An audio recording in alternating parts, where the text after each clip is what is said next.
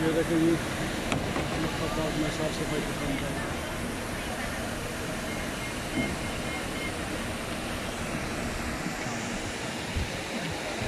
ये अभी कलाकार